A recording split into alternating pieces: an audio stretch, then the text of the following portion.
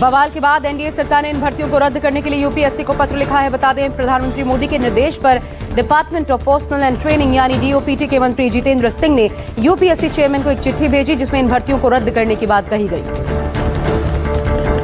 विपक्ष ने भी टॉप ब्यूरोक्रेसी में सीधी भर्ती का कड़ा विरोध किया। इसके साथ ही विपक्ष इन भर्तियों को लेकर आरक्षण खत्म करने का आरोप भी लगा रहा है। इसके बाद अब इन भर्तियों को रद्द कर दिया गया। वहीं कल एनडीए सरकार में सहयोगी चिराग पासवान ने भी इस मामले पर सरकार को फिर से विचार करने के लिए कहा था।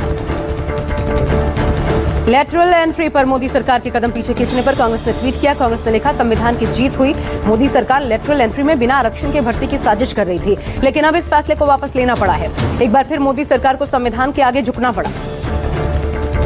लेटरल एंट्री पर रोक के बाद राहुल गांधी का ट्वीट। राहुल गांधी ने कहा, संविधान और आरक्षण व्यवस्था की हम हर कीमत पर रक्षा करेंगे। भाजपा की लेटरल एंट्री जैसी साजिशों को हम हर हाल में नाकाम करके दिखाएंगे। मैं एक बार फिर कह रहा हूं, 50% आरक्षण सीमा को तोड़कर हम जातिगत गिनती के आधार पर सामाजिक न्याय सुनिश्चित करेंगे। जय हिंद।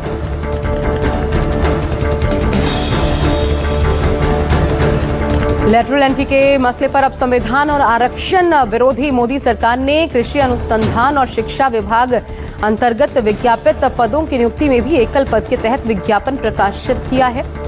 इसको लेकर भी मोदी सरकार विरोधी है, ये कहते हुए विपक्ष ने अपना विरोध दर्ज करवाया है।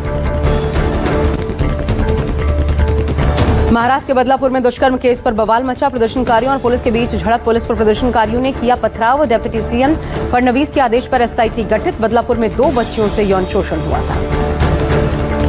बदलापुर केस को लेकर सीएम शिंदे एक्शन में। सीएम ने पुलिस कमिश्नर से बात की। सीएम शिंदे ने कहा, केस फास्ट ट्रैक कोर्ट में चलेगा। आरोपी की गिरफ्तारी हो चुकी है। सीएम ने कहा, आंदोलन राजनीतिक नहीं होना चाहिए।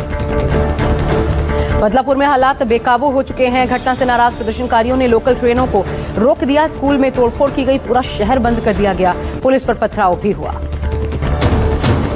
बदलापुर केस में सरकार की बड़ी कार्रवाई। 3 पुलिसकर्मियों को सस्पेंड किया गया। बदलापुर में सीनियर इंस्पेक्टर, एएसआई और हेड कांस्टेबल को सस्पेंड किया गया। कार्रवाई में देरी को लेकर पुलिसकर्मियों पर एक्शन। कई घंटों ट्रेन सेवा बाधित होने के बाद पुलिस ने प्रदर्शनकारियों पर लाठीचार्ज किया। प्रदर्शनकारी रेलवे ट्रैक पर डटे हुए थे। पुलिस ने ट्रैक को खाली करवाया। ट्रेन सेवा फिर से बहाल।